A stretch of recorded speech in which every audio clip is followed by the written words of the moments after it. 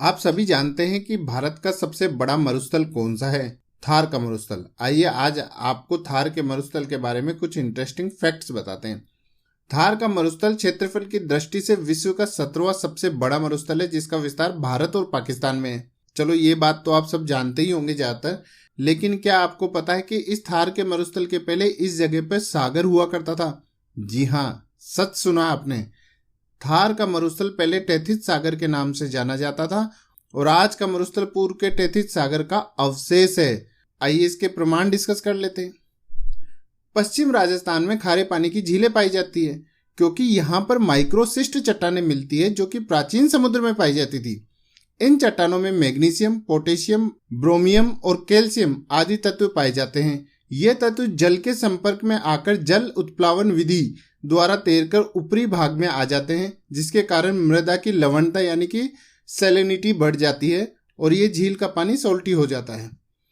यहाँ पाई जाने वाली अवसादी चट्टानों में जीवाश्म खनिज का भंडार है, जैसे कोयला, पेट्रोलियम, प्राकृतिक गैस और चूना पत्थर। बाड़मेर का गूडा मलानी पेट्रोलियम के लिए और जैसलमेर का शाहगढ़ प्राकृतिक गैस का भंडार है। जैसलमेर की कुलधरा गांव में व्हेल मछली और डायनासोर के अवशेष मिलते हैं। जैसलमेर के ही आकल गांव में जहां राष्ट्रीय जीवाश्म पार्क भी है और इस पार्क में जुरासिक कालीन प्राकृतिक वनस्पतियों के अवशेष भी मिलते हैं। ये सभी फैक्ट इस बात को सिद्ध करते हैं कि आज जो हमें रेगिस्तान दिख रहा है वो पहले कभी ना कभी सागर था। यहाँ पे सागर बहता था और इस सागर का नाम टेथिस सागर था। आइए जानते हैं थार के मरुस्थल के कुछ इंटरेस्टिंग फैक्ट्स। थार के मरुस्थल का फैलाव भारत के उत्तर पश्चिम में पंजाब, हरियाणा, राजस्थान और गुजरात राज्य तक फैला हुआ है। थार के मरुस्थल का सर्वाधिक विस्तार राजस्थान में है। यह न्यूनतम विस्तार हरियाणा में है। थार के मरुस्थल की लंबाई 640 किलोमीटर तक है। यह मरुस्थल जनसंख्या घनत्व और जैव विविधता की दृष्टि से विश्व में प्रथम स्थान रखता है। इसी कारण इस मरुस्थल को रिचेस्ट डेजर्ट भी कहा जाता है। थार के मरुस्थल में परंपरागत ऊर्जा स्रोत जैसे कोयला, पेट्रोलियम और प्राकृतिक गैस और गैर परंपरागत ऊर्जा स्रोत जैसे सौर ऊर्जा, पवन ऊर्जा एवं बायोमास की संभावना के कारण इसे विश्व का शक्ति ग्रह यानी कि पावर हाउस भी कहा जाता है। थार मरुस्थल में ही पाई जाने वाली रेतीली बालू से ही लहरदार स्थल आकृतियों को स्थानीय भाषा में धोरे कहा जाता है। गर्म एवं शुष्क पवन को स्थानीय भाषा में लू कहा जाता है।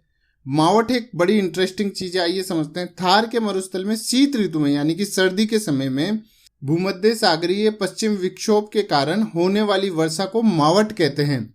मावट रबी की फसलों के लिए अत्यधिक उपयोगी है। इसी कारण मावट को गोल्डन ड्रॉप्स कहा जाता है यानी कि सुनहरी बूंदे भी कहा जाता है।